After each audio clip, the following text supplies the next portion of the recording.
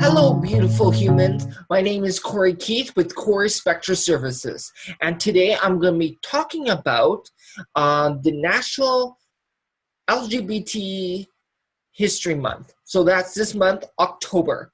And so although this is focused in the States, I think it's important to talk about the importance of this here in Canada or wherever you are in the world. And so we'll be getting right to that, talking about why is history about sexual orientation and gender identity so important. And yeah, I'll be sharing a little bit some history as well. I won't be going through everything because there's just so much, but that's my hope. Okay, let's get right to it. So one of the big things about history is that it can demystify our understanding of sexuality and gender. We have these perceptions that this is only a new thing kind of thing. And in reality, attractions to people of the same sex, what we call today is trans, those kind of things have happened throughout history. Probably the beginning since humanity, I don't know. But the difference is our perceptions of how we look at that were different. And so I'll dive into that when I talk a little bit about the history. The other thing is understanding how the progress that has taken us to get where we are today. It wasn't overnight that in Canada here, we have sexual orientation read into our Charter of Rights. We just recently got gender identity and expression added to our Canadian Bill of Rights. Here in BC, we have both sexual orientation and gender identity and expression in our provincial Bill of Rights. We are covered, but it didn't happen overnight. It took a lot of work, and sometimes there's always fear that other people may take it away, and then we got to fight back for it. And even where we are, there's more work to be done, right? It's never an ending thing. The other thing is, knowing our history can really help us to empower where we're at, where we're going, that kind of thing. So I think this is be a good place to start talking about some of the historical pieces, some of the traditional roles in some places around the world. And I'm not going to be able to get through all of it because that would be a whole talk if I did that. But one of the big things is two-spirit folk. Okay, so these are individuals here across the Americas, although some will use different names in their traditions, and mostly North America, I should say, although they have similar traditions in Central and South America. Each nation would have their own name according to their specific roles in place, and not all nations, although there are some that would argue that some that say they didn't have may have been contributed by colonization and lost that knowledge or perpetuated that myth. But that is a debate, and I'm not going to get into that.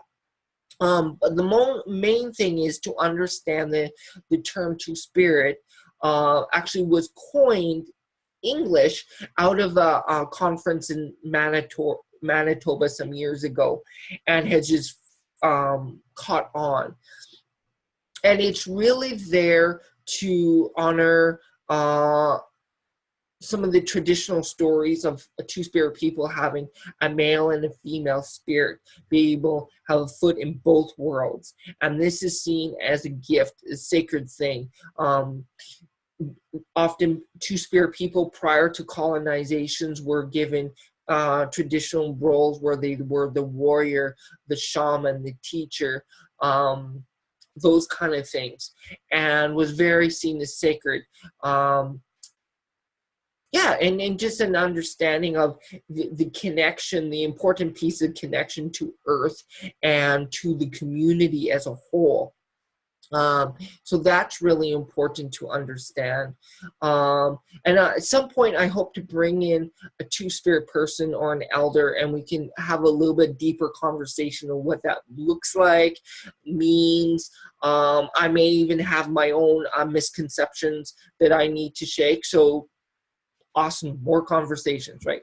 So the other thing is, the hijra. So this was a traditional trans role within India, within the spiritual spaces there.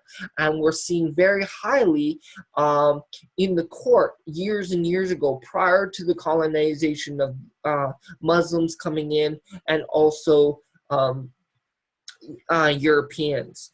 And so at that time, they were very open about sexuality. It was integrated with the spirituality. If you look at the stories, not only were trans people and cross-gender expression embraced, but if you look at some of the stories of the gods and the goddesses, they would be having same-sex relationships and all of those kind of things. And because of colonization, a lot of that has been lost, and hijras have been delegated to the bottom of the social class system. And so it's only now that they're trying to pull themselves back up, and there's some people, hijras or trans people, who are now entering in the political arena. And there's other movements there as well. But throughout the world, there have been these sacred spaces. In early Europe, prior to Christianity, it was very accepted. There was same-sex unions all over Europe. It wasn't until when Christianity started, there would be several hundred years where it still was accepted. And then Emperor Constantine came in and said, we want to change this. We want to make marriage only for procreation. And so prior to this, it was a marriage could be for love. It could be sex could be for anything, right? And so that changed. And it didn't happen overnight, because the evolution of across the board belief that marriage could be only for procreation happened over periods of time. So it didn't happen overnight. And so no one really thought about same-sex relationships at the beginning, but over time, because it was something that same-sex relationships could not have children, over time there was this perpetuation of myth and stigma about being gay, because you could not have children, right? And so obviously they did not have the word gay at that time. So it's also important to understand that the book that I really recommend about this is Same-Sex Unions in Pre-Modern Europe. And so it's a bit of a heavy read. It's a lot about translation and translating different languages and whatever.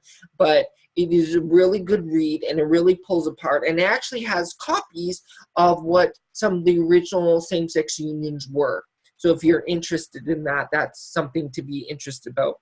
And in fact, there's a story about two gay men who were seen as saints in early Christianity. And so they actually were originally pagan, and so they decided to convert to Christianity. But the pagan king did not like that, so they basically tortured the two men. And throughout this whole process, the two gay men stayed with their faith. Of course, there's stories of them, angels supporting them and different things like that. But the main thing is that they fought all the way through it. And they eventually, I believe they both died. I'll have to relook at the story. But anyway, in at least one of the churches in Europe, these two men are seen as one of the primary saints in the church. And so this is something that's often not talked about, and it's important to understand that, no matter where if you go deep enough in the history, we were supported in some way or form. They may have a different understanding, a different language, but we all existed at that time. Okay, what else can I talk about? Okay, Germany. Germany is important because it was the first place of really the gay rights movement. And so a little bit of history, how it came up to that is that it was right before, what's his name? I had it. There was an emperor prior who was gay by, I don't know his exact sexual orientation, but he had removed sodomy laws. And he had taken over most of a good chunk of Europe, including France and Germany and places like that. And then when he finally lost and the countries broke up again, so you would have places like France who were pretty open. They were not going to remove the sodomy law or re-implement them because they were open already. So there was no reason for the people to fight back. Whereas in Germany was the contrast, because they re-implemented the sodomy laws, and it became very oppressive to same-sex relationships and things like that. And so what happened was there was a movement that was created primarily by a doctor, a gay doctor. At that time, of course, we didn't have the word gay. He came up with the word homosexual. And it didn't get the stigma of diagnosis until much later, but he initiated it in order to create an identity, a place for people to connect to. And he really fought against, people were committing suicide. He would share their story, share that people were committing suicide. This was something that was awful. He wrote a lot of books and did a lot of research on this. He would advocate against the sodomy laws, and he was this close to removing them or assisting in removing them, and then Nazi Germany came in. And this is important because it turned things around 180, and as some of you may know, this is when Nazi Germany started rounding up gay people and putting them in jails first, and then eventually the internment camps. And this is where we get the pink triangle from, actually. And so gay men would be given this. Lesbians would be given black triangle along with sex workers, feminists, those kind of things. And so that's where we get the pink triangle. It is a form of, taking back our power, right? And so it really, and thousands of gay and lesbian people died at this time.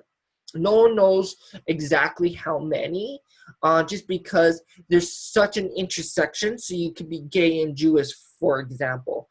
And so the focus was on being Jewish. So you may not be identified as gay either, right? So there's a lot of that confusion.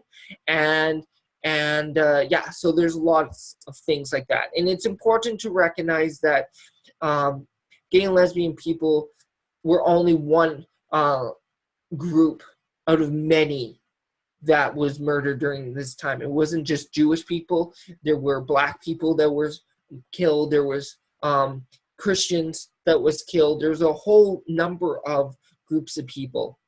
And all of these people we need to remember and make sure these things do not happen again. Unfortunately, we have challenges in the States right now that are not to the same degree, but are starting to mirror some of those same attitudes and belief systems. So this is why we need to understand histories so we don't repeat them when we're in a space where it looks like we could be very soon repeating them. What else can I talk about? So that was Germany, Stonewall. Okay, so Stonewall is one of the one of the most important things in the LGBTQ plus communities. It is Stonewall was a bar in New York during 1968, 1969, probably a lot longer before, but this is when the event was. And during that time, it was illegal to be gay, connect with other gay people, that kind of thing. And so the only places that was safe was bars. And so bars were often funded by the mob. And so this is where a lot of people congregate, and police officers would often harass patrons, and they would leave only when they gave them money, or they would take folks to the jail, that kind of thing. And so finally, a trans person of color who had been a major advocate and leader in the community, had initiated one of the initiators for the homophile group, and there was one or two other groups that she was involved in. And so she had thrown a bottle at one of the police officers in just outrage, like just to say this is enough, like this is bullshit, right?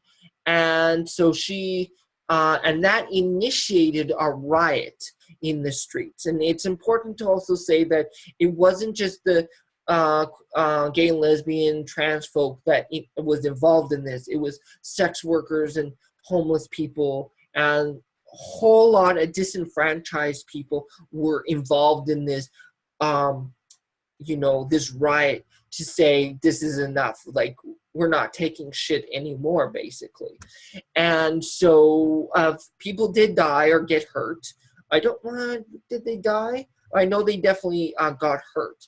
And so anyhow, the following year, there was a peaceful march. Now, police were scared, like, is this going to be violent, whatever. It was very peaceful, and it was the first peaceful activist thing that was very public, and where people were coming out and saying, we're not taking this shit anymore, and that we want our rights.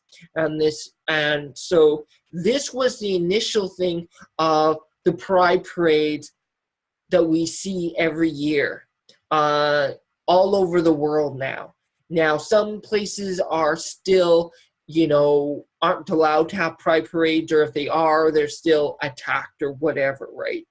And other places, like in Canada, although there's still work to be done, it has shifted to be more of a place of celebration, which is awesome. And so that's important to know. And it's important to understand that, sometimes there is conversations of why don't we have heterosexual pride or anything. And I would answer that by saying that, have you as a heterosexual ever been attacked, been limited jobs, couldn't be allowed to be in a relationship with someone where you are, there's a risk that you could lose your family because you were heterosexual? And I think in most cases, the answer is no. And so because of that, because we've had to fight through all this is why we need pride. This is why we continue to fight for our rights. Even though we've come a long way, there's still work to be done, a lot of education to be done. Okay, a little bit about Canadian history. I don't want to get into this a lot because there's a lot of history, but to emphasize that we've come a long way. So during the 1800s, 1842, just looking at my notes, Patrick Kelly and Samuel Moore, I believe is the name, were the first two men convicted of sodomy and sentenced to death, but it was commuted in August 22nd, and they lived out their lives in the jail. Okay, and then 1869, the law took away the death penalty for sodomy, and then changed it to life imprisonment. So this is important to understand where we've come from.